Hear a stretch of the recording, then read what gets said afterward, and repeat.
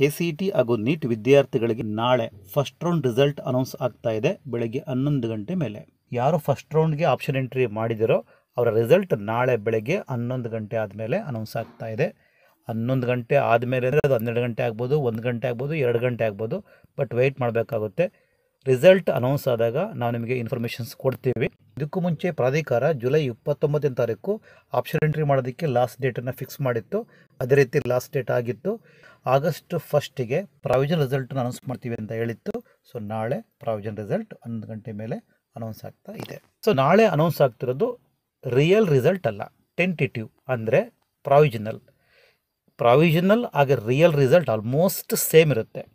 Provisional ರಿಸಲ್ಟಲ್ಲಿ ಯಾವ college ಮತ್ತು ಯಾವ ಕೋರ್ಸ್ ಅಲಾಟ್ ಆಗಿರುತ್ತೋ ಆಲ್ಮೋಸ್ಟ್ ಅದೇ ಕಾಲೇಜು ಅದೇ ಕೋರ್ಸೇ ಅಲಾಟ್ಮೆಂಟ್ ಆಗುತ್ತೆ. ಟೆಂಟೇಟಿವ್ ರಿಸಲ್ಟಲ್ಲಿ ಅನೌನ್ಸ್ ಆಗಿದ್ದ ಆಲ್ಮೋಸ್ಟ್ ಸೇಮ್ ಕಾಲೇಜು ಮತ್ತು ಕೋರ್ಸ್ ರಿಯಲ್ ರೌಂಡ್ 1ಅಲ್ಲೂ ಸಹ ಅನೌನ್ಸ್ ಆಗುತ್ತೆ. ಲಾಸ್ಟ್ ಇಯರು ಅಷ್ಟೇ, ಆಲ್ಮೋಸ್ಟ್ ಎಲ್ಲ ವಿದ್ಯಾರ್ಥಿಗಳಿಗೂ ಅಷ್ಟೇ. ಟೆಂಟೇಟಿವ್ ಅಂದರೆ ಪ್ರಾವಿಷನಲ್ ರಿಸಲ್ಟಲ್ಲಿ ಅನೌನ್ಸ್ ಆಗಿದ್ದ ಸೀಟೇ ಫಸ್ಟ್ ರೌಂಡಲ್ಲೂ ಅಲಾಟ್ ಆಗಿತ್ತು. ಸೊ ನಾಳೆ ಬೆಳಗ್ಗೆ 11 ಗಂಟೆ ಆದಮೇಲೆ ನೀವು ರಿಸಲ್ಟನ್ನು ಚೆಕ್ ಮಾಡ್ಕೊಳ್ಳಿ. ಲಿಂಕನ್ನು ಈಗ ಆಕ್ಟಿವೇಟ್ ಮಾಡಿಲ್ಲ. ನಾಳೆ ಬೆಳಗ್ಗೆ 11 ಗಂಟೆ ಆದಮೇಲೆ ಲಿಂಕ್ ಆಕ್ಟಿವೇಟ್ ಆಗುತ್ತೆ. Provisional result link first round UG CET ಹಾಗೆ UG NEET separate link announce ಆಗುತ್ತೆ. ನೀವು ಆ ಲಿಂಕನ್ನು ಕ್ಲಿಕ್ ಮಾಡಿ ರಿಸಲ್ಟ್ಗಳನ್ನ ಚೆಕ್ ಮಾಡ್ಕೋಬಹುದು. ಎಲ್ರಿಗೂ ಆಲ್ ದಿ ಬೆಸ್ಟ್.